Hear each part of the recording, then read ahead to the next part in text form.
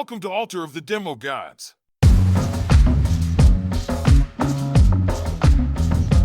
If you're wondering what advice from two experienced sales engineers sounds like, it's a little like this. Welcome to Altar of the Demo Gods. I'm Keith Wilson, joined by my co-host, John Morton. John, how you doing tonight? Ahoy, hoy, Keith. Doing good. We're going back to the ahoy, hoy, seeing how that works, huh? Trying it out, man, like a new hat.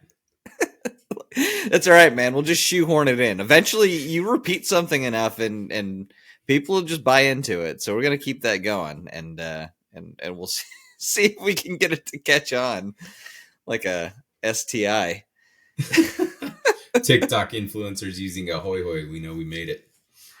Yeah. So, although much time hasn't passed for our listeners because we release these weekly, I feel like it's been a bit of time since you and I talked, John. How have you been? What have you been up to? Tons of travel, Keith. Tons of travel. Man, I went to Jamaica, Atlanta, Dallas. Well, Los Angeles. Jamaica, was that for work or for fun? Personal. Okay. So yes, travel, but personal. The rest of it though was all work. Business, all work. Yeah, man. Now for the next 2 weeks at least, I don't think there's anything on the calendar, so we're good. What's with all the bouncing around? Is that just part of the job? It seems in this post-COVID world like that isn't as necessary anymore, but it is actually. The return is back, man. I'm telling you, I believe, and I refuse to change my mind. I'm that old guy again. If somebody won't meet you in person, you don't have a deal. But when they will, I'll go out of my way to accommodate. Yeah. Yeah, I mean, I don't know. I'm sure there's plenty of deals that are closed without meeting in person now. But maybe more accurate, small ones that are insignificant. You're right. Sure. Yeah, I mean, you're probably not going to close a multi-million-dollar deal without seven figures and higher. If they don't meet you in person, you are doing some magic. Yeah. Magic. Yeah. But yeah.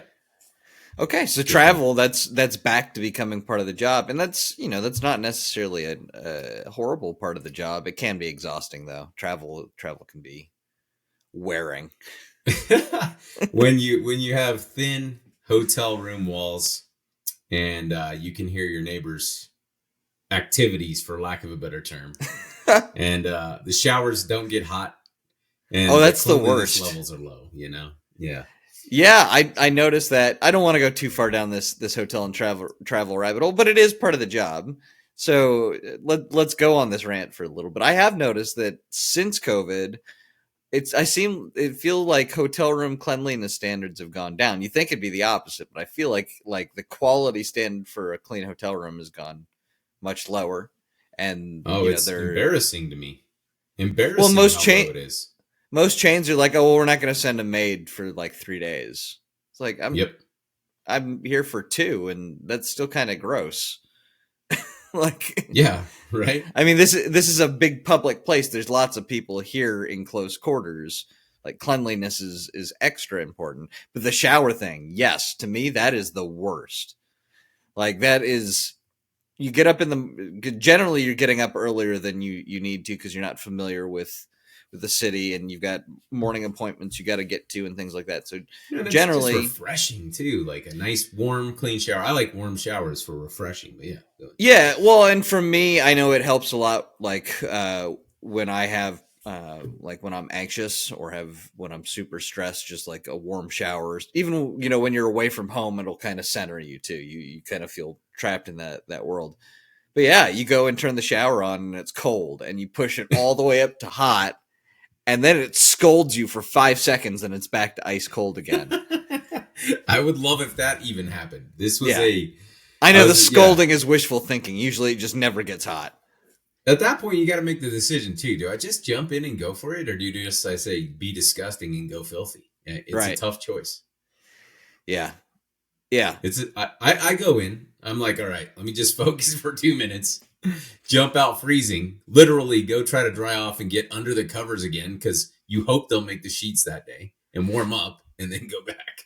Yeah, and I mean that's kind of the opposite of what you were looking for, right? Like I said, you're trying to center yourself back at home, being in that world again. Exactly, man. So yeah, it's been an experience. We'll put it that way. Yeah. So today is something that you don't see too much of as a sales engineer, unless you're selling more complicated products or multiple products. Um, I have some experience with this topic, and we'll get into what that is here in a second. But that was way back at the beginning of my career. So I'm going to lean on Yeah. John kind of heavy on this, but today we're going to be talking about solution design, right? Like there's a lot of products where you don't necessarily have to do any sort of solution design. You don't have to you figure out yes or no, does my product work or does it not fit because it's a single point solution.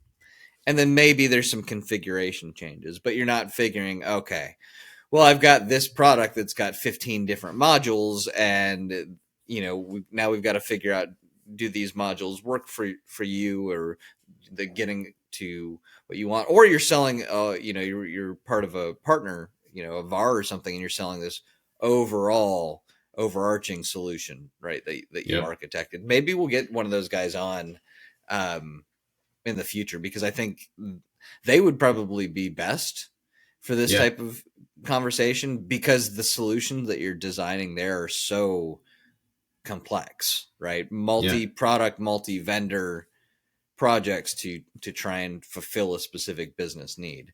So I think that'd be an interesting take. But today we're going to talk about, from the experience that Morton and I have to designing solutions.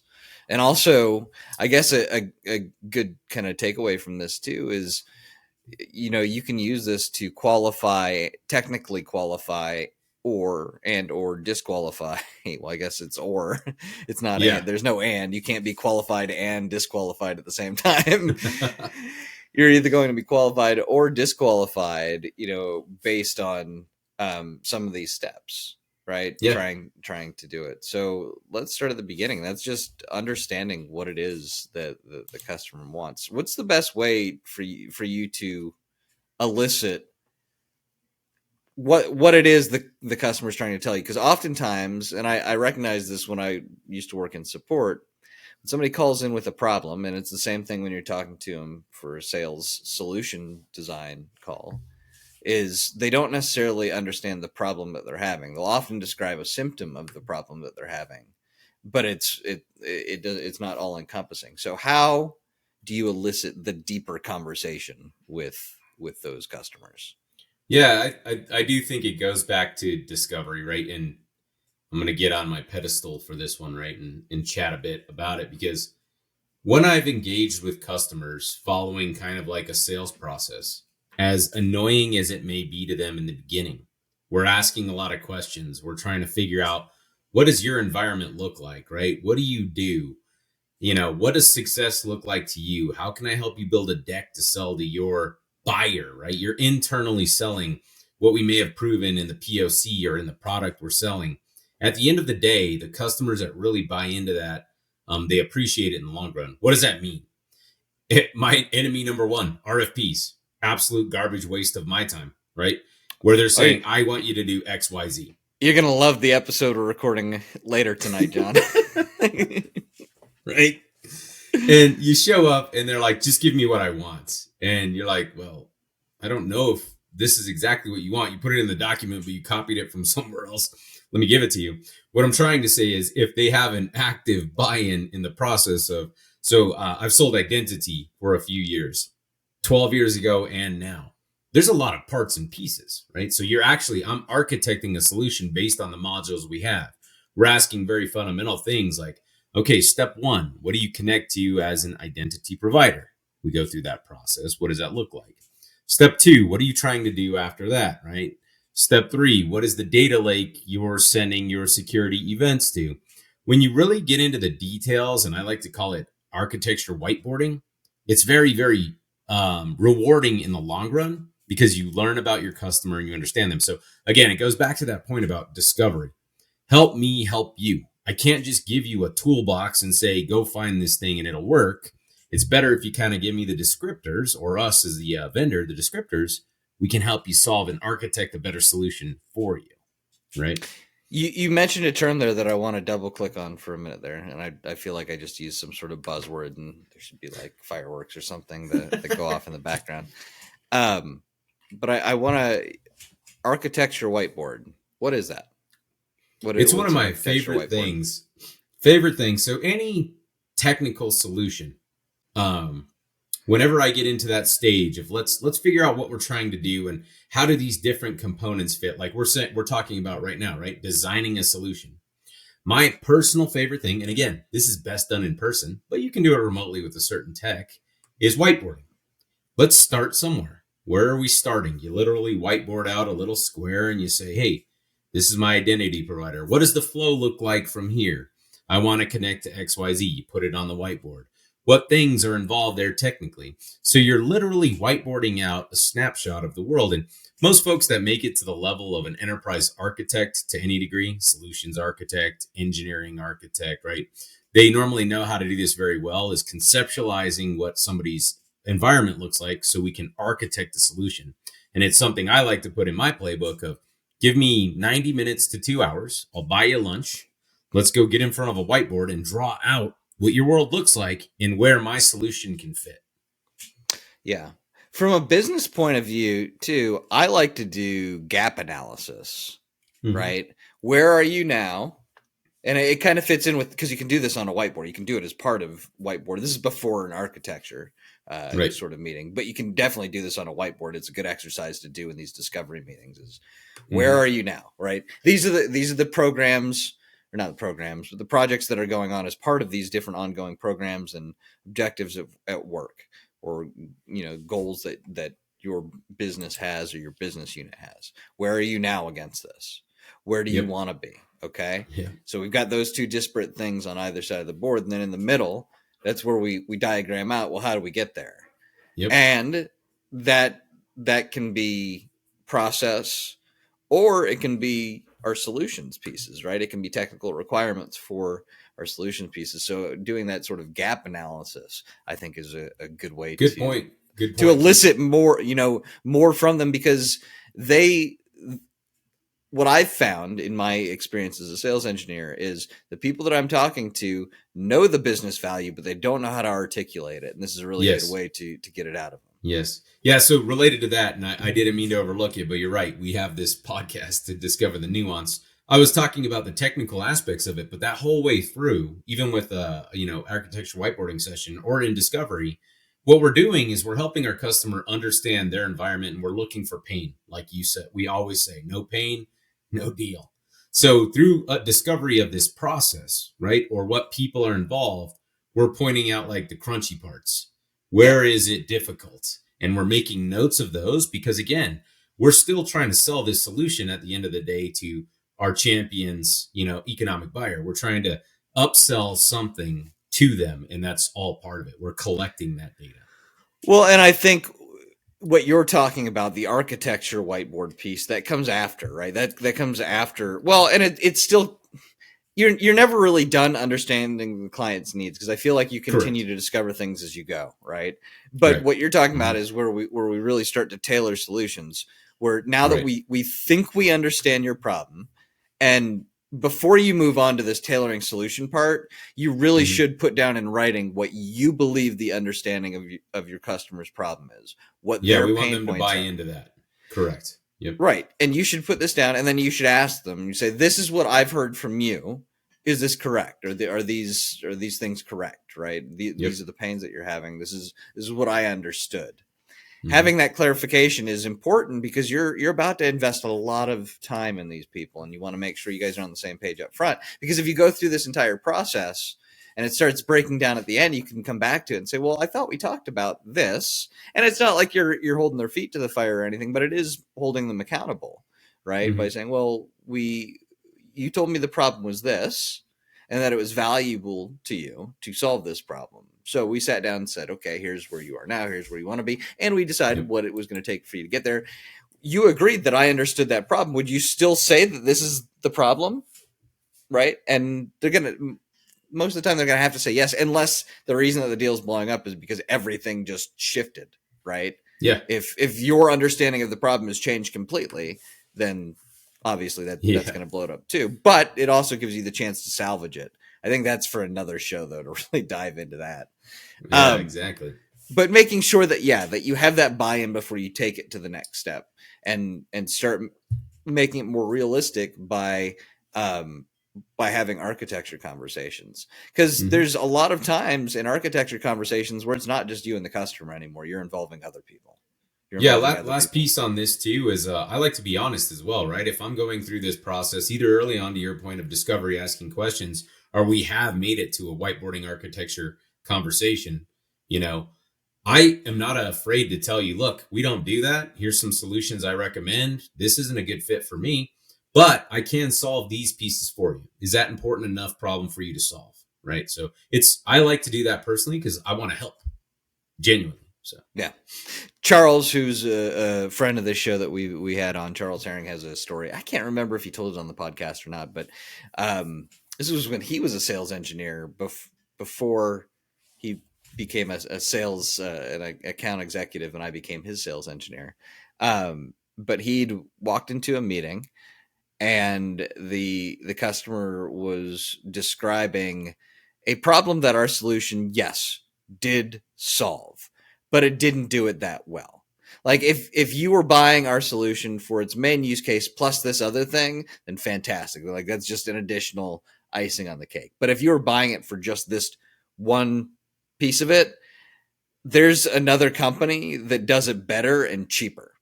And Charles literally told the customer that. He spent maybe 3 minutes in the meeting with him. The customer told him what they were looking for. He just said, "Oh yeah, no, you don't want us. You want this other company. Call me when you're ready to talk about." And then he listed off, this is, the thing that the company does well. Because you don't want to churn your wheels, right? And having that technical, having that understanding and understanding the pain, you really do get an understanding of, should I pursue this deal or not? Right? Am I just being dragged along so they have the three vendors to show due diligence for, or hence are they my serious disdain for the RFP? Did you fill out the RFP? No. So either way. But yeah, and like I said, now at this point, you're going to be investing not only your time into this and starting to get really cozy with the customer, but you're going to be investing the time of your coworkers as well. Often you're going to be involving professional services. You'll be involving account executives and their bosses. You'll be involving your bosses to negotiate and try and understand different things. You may be involving developers. You may be involving all sorts of different people from different departments, but rarely is this sort of solution design done in a vacuum by itself, where it's just you and one other person making these calls. Yeah. Again, like big purchases, maybe not small purchases where it's a race to zero and, they could buy it for a hamburger, maybe. But to your point, larger solutions that require more design, you're going to have more people's input. You want to organize that and prioritize that. And my point of a little earlier is, if we give like a white glove service to our customers, other vendors aren't doing that. Other vendors are hiring fly-by-night technical sale folks who might be good at demo, but not good at selling. Little S, big E. So when you can show them the path to helping them architect a solution, build a solution, and sell the story upstream, people really appreciate that, man. Yeah. Yeah. Well, and just to reiterate again, making sure that you're getting buy-in at each of these steps too. Exactly. This is where it does start to become investment heavy. Okay. So you figure out what the solution is for the customer, and either you're going to present this to their team, their bosses, because generally it's not going to be as easy as you having a conversation. This person goes, done, let's buy it. Right. Like that's not going to happen. There's going to be a presentation of this solution overall. You'll see philanthropist on my LinkedIn title when we've had that easy time selling. Yeah. Yeah. So what do you do to prepare for this presentation? Whether you're preparing your coach or your champion or whatever to do the presentation, or you're preparing yourself to do it? What are you taking into consideration when you prepare to deliver this solution, or Yeah, the solution briefing, right? Excellent question. So like, yeah, the solution briefing is critical. So the entire time we're doing this, hopefully we're documenting everything we're learning, and we're establishing, like you said, the before scenario and the after state. And I like to do as a deliverable, I like to call it an artifact for my customers, is I like to leave them with a wrap up deck and a wrap up presentation. So the wrap up deck is designed to be delivered hopefully by the customer, where they're pitching to their buyer, the economic buyer, internally. I don't even have to be in that meeting. What we put together as a solution, what problem it solves, and how we solve it, right? It's a very nice wrap up that they can present internally with what we found during the solution design, and maybe, like a POC and all these things, interviewing certain people. The other piece of that is the artifact is maybe like just a business value assessment as well, where we're saying back of napkin math along with this wrap up deck. Here's the characteristics where achieving each success criteria of this, solution, each thing we're trying to solve, we can assign some quantitative or qualitative value to it. So it sounds like a lot of work up front, but once you as a technical seller build a template of this, right, it's very easy to just start filling it in as you go. As you get into this depths of solution engineering or, design, okay, here's what I got to collect, give it to my customer. They might tweak it a little. They're going to go sell it. Nobody's doing that, man. It's amazing. Yeah, it comes off as super impressive and professional to the customer. And it's also helpful too. And you're reducing the friction in that sales. I mean, that's really what you're trying to do throughout the entire sales process, is reduce any sort of friction, right? Trying to grease those wheels and making sure everything glides through just smooth. You don't ask for $1 million by being like, I told you so, right? It's helpful when you have all these artifacts, all this design criteria, all this stuff you can give them and say, we're ready. Once you buy, we'll go. So I guess another way of saying that is you don't ask for $1 million without some lube. If you're brave, but your chances are dramatically reduced. I'll tell you that much.